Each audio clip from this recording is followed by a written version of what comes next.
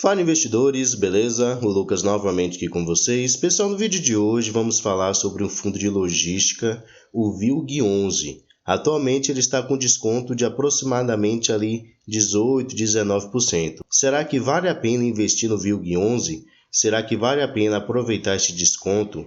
É o que vamos analisar aqui no vídeo de hoje. Lembrando, como sempre, o vídeo não é recomendação nem de compra nem de venda de nenhum ativo. Estou simplesmente compartilhando com vocês um estudo e uma análise que estou fazendo sobre esse ativo. Então, se ele lhe interessar, procure se aprofundar, ler o relatório gerencial de uma maneira calma, tranquila, para que você possa entender todos os pontos desse ativo e ver se ele se encaixa nos seus critérios de investimento. Se o canal te ajuda de alguma maneira, já deixa aí seu like, que é uma maneira de você mostrar o seu apoio. Se ainda não é inscrito, por favor, se inscreva, que diariamente eu trago aqui vídeos falando sobre fundos imobiliários e fiagros e compartilhando com vocês como tem sido a minha trajetória investindo nesses ativos. Então vamos lá, pessoal. O VILG11, como eu já mencionei, é um fundo de tijolo do segmento de logística. Atualmente está sendo negociado a R$ 92,64. Esse foi seu preço de fechamento da última sexta-feira. Nos últimos 12 meses, o seu preço oscilou entre os R$ 83,00, que foi a sua mínima, e os R$ 111,00, que foi a sua máxima. Seu dividend yield, que é a sua rentabilidade acumulada dos últimos 12 meses, está de 8,5%. E ele já pagou nos últimos 12 meses por cada cota o valor de R$ 7,92 por cada cota. Então, se há 12 meses atrás você tivesse comprado uma cota dele, você teria recebido esse valor até o dia de hoje. Podemos ver também que nos últimos 12 meses ele está com uma valorização aqui um pouco superior a 5%. Pegando o seu gráfico dos últimos 5 anos, desde lá do mês 3 de 2019 até agora, fevereiro de 2024, podemos ver que ele está aqui sendo negociado muito próximo das suas mínimas. Então podemos notar que ele tem ainda um potencial para voltar a esses patamares aqui anteriores, antes dos juros elevados, também antes da questão aí da crise mundial de saúde, que sempre ele ficava aqui girando no preço de R$ 125 até R$ 130. Chegou a bater aqui R$ 151. Então, ele pode sim voltar a esses patamares aqui anteriores, porém, ele tem que resolver algumas questões ainda, que lá no relatório gerencial eu vou compartilhar com vocês. Descendo aqui, a gente pode ver o seguinte, que seu valor patrimonial por cota é os R$ 114. Esse daqui é o preço que poderíamos considerar como justo dele. Porém, como vimos aqui em cima, ele está sendo negociado na faixa dos 92. Então, ele está bem abaixo do que seria o seu preço justo. Seu preço sobre VP está de 0,81. Isso quer dizer que ele está com deságio. Ele está custando mais barato, aproximadamente aí 19%. Um desconto realmente muito interessante. Porém, sempre vale ressaltar que P sobre VP em fundos imobiliários de tijolo, nem sempre eles estão exatos. Então aqui é uma maneira da gente ter uma noção, né? Valores aproximados, mas não quer dizer valores realmente exatos. Com respeito ao seu patrimônio, ele tem aqui 107 bilhão em patrimônio, conta atualmente com caixa de 21 milhões disponível aí para fazer futuros investimentos ou para poder pagar dívidas e tem um pouco mais de 161 mil cotistas. Além disso, tem uma liquidez média diária de 2,7 milhões de reais. Descendo aqui, a gente pode ver que seu último rendimento pago foi correspondente ao mês de janeiro, que ele pagou aqui no dia 16 de fevereiro, o valor de 60 centavos por cada cota. Isso correspondeu a um rendimento no mês de 0,64%. E se descermos mais um pouquinho aqui, podemos ver o seu histórico de pagamentos de dividendos do ano lá de 2019 para cá. Então, durante o ano de 2020 e 2021, ele diminuiu, né, os seus rendimentos, oscilou bastante durante essa época e em meados de 2021 para cá, ele voltou a se recuperar, porém, nesse último ano de 2023, ele também sofreu bastante com algumas oscilações dos seus rendimentos. Então aqui podemos ver que ele está se mantendo no mesmo patamar. Ele não teve aquela evolução dos seus rendimentos se compararmos com outros fundos, né, que vêm anualmente subindo os seus rendimentos. Muito pelo contrário, nesse ano de 2024 ele tem pagado menos do que no ano de 2023. Vamos aqui agora, pessoal, no relatório gerencial do VILG11, conhecer um pouquinho melhor esse ativo, esse relatório gerencial correspondente ao mês de janeiro de 2024. Primeiramente, aqui podemos ver que sua gestão é feita pela Vinci.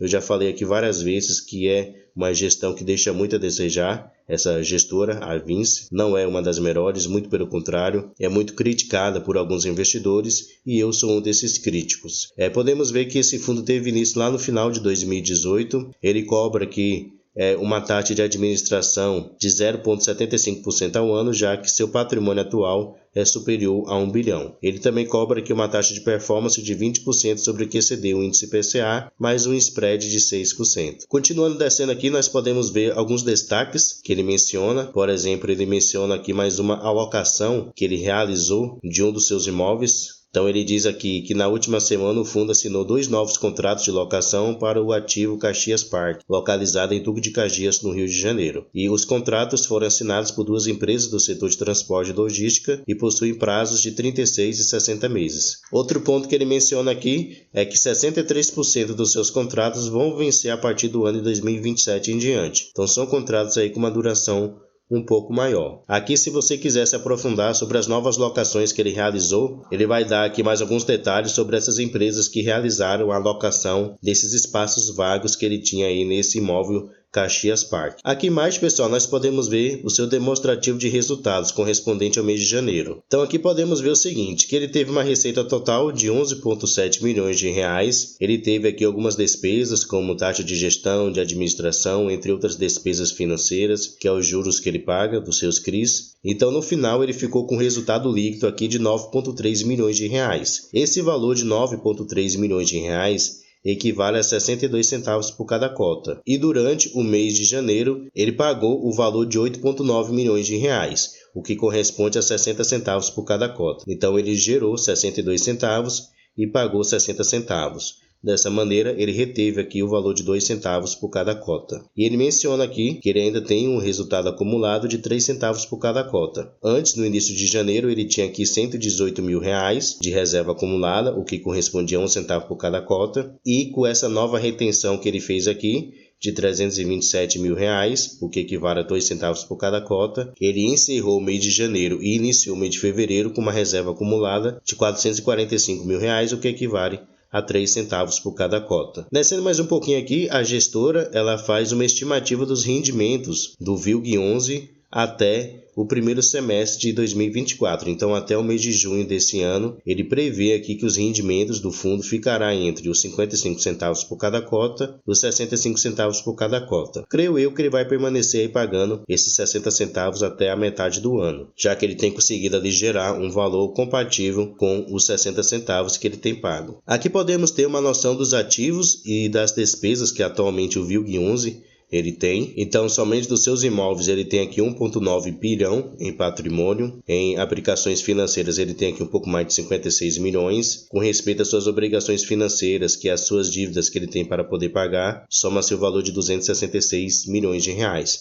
Então, no final, ele fica com um patrimônio líquido, tirando as despesas, de 1,7 bilhão de reais. Descendo mais um pouquinho aqui, ele vai mencionar sobre as dívidas que atualmente ele tem. Então, atualmente ele tem aqui 3 CRIs que foram emitidos para ele poder adquirir esses imóveis aqui que eu estou selecionando para vocês. Como eu mencionei, no momento ele tem aqui uma dívida de 265,9 milhões de reais. E aqui embaixo a gente pode ver o cronograma de pagamento das suas obrigações. Então, nesse ano de 2024, com respeito às suas despesas financeiras, que são os juros que ele tem que pagar. Esse ano ele vai ter que pagar 15 milhões em juros. E seu principal, que são as amortizações que saem do seu caixa, ele vai ter que pagar aqui 14 milhões de reais. Como atualmente ele tem um caixa até relativamente bom, que está no valor aqui de 56,7 milhões de reais, que geralmente fica aqui na renda fixa, então ele tem dinheiro suficiente para ele poder pagar esse ano de 2024 e também o ano de 2025. Então ele consegue aí pagar tranquilamente. Diferente dos outros fundos da Vinci, como o VIL11 e o VINO11,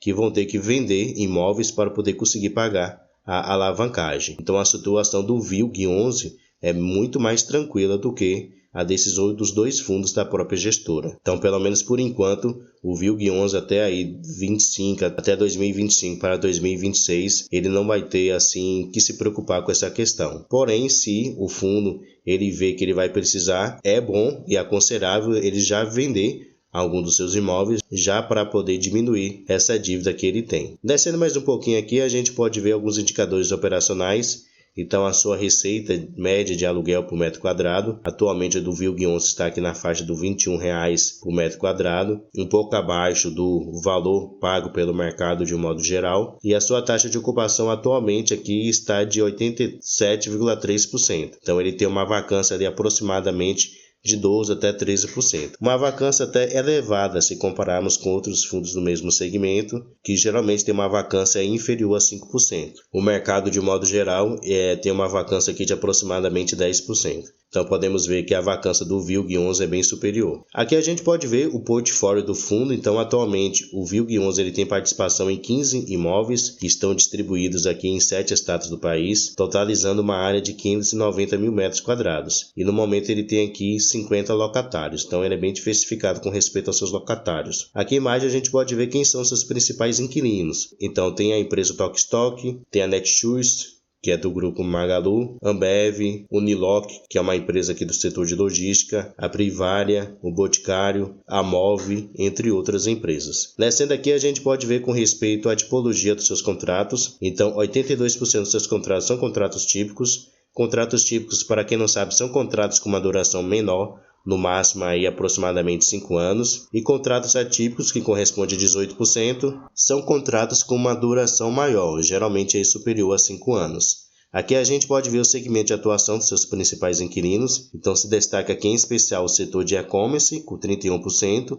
o setor de logística com 25%, e o setor de alimentos e bebidas com 11%. Então ele tem uma maior concentração aqui em empresas do setor de e-commerce e de logística. Descendo mais um pouquinho aqui a gente pode ver os estados que atualmente ele tem imóveis. Se destaca aqui em especial Minas Gerais com 37% dos seus imóveis e São Paulo com 20%, além do Espírito Santo com 19% dos seus imóveis. Então esses são os 3 principais. Descendo aqui mais um pouquinho a gente pode conferir o nome de cada um desses ativos e também a localização deles por estado. Se descermos mais um pouquinho aqui, podemos ver o seguinte, que a duração média dos seus contratos tem ainda uma duração aqui de 3,9 anos, então inferior aí a 5 anos de duração. Aqui ao lado a gente pode ver o seguinte, que a maioria dos seus contratos é corrigidos anualmente usando o índice IPCA em 78% dos seus contratos e em 22% é usado o índice IGPM. E aqui a gente pode ver o mês que é feito o reajuste. Então nesse mês de fevereiro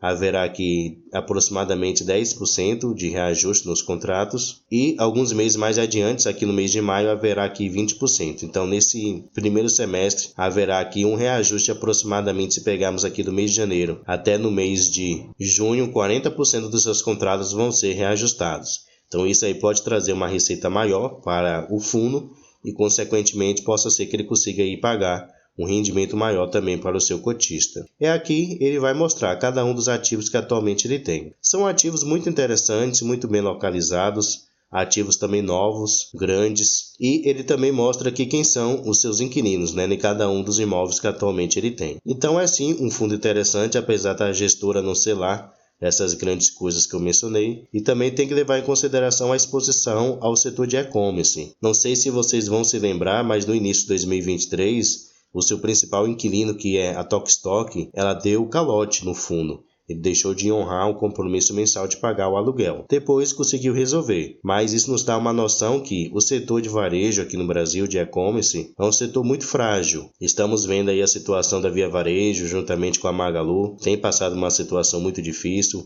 Algumas empresas do setor de varejo já fecharam, então é um segmento realmente muito frágil para com as oscilações da economia. Então é um ponto a se levar em consideração se você decidir ou não investir aí no VILG11. Porém, de modo geral, como eu mencionei, seus imóveis são bons, são novos na sua grande maioria, são bem localizados em regiões muito relevantes do nosso país. Então é um ativo que vale a pena aí você tirar um tempinho para poder estudar. E o outro ponto que também tem que levar em consideração é com respeito à sua gestora, Como eu já mencionei, não é uma boa gestora, então sempre a gente fica um pouquinho com o pé atrás com respeito a Vinci 11. E outro ponto a se considerar é que a situação da sua alavancagem está controlada. Não é a mesma situação do Vino 11 e do VIL 11. O VILG 11 ele tem caixa suficiente para poder pagar suas amortizações nesse ano de 2024 e de 2025. Então é uma situação muito mais tranquila do que os outros 2 fundos da gestora. Então, pessoal, deixe aí nos comentários sua opinião sobre o VILG 11. Vale a pena ou não investir nele? Deixe aí nos comentários. Pessoal, muito obrigado pela sua atenção e até o próximo vídeo.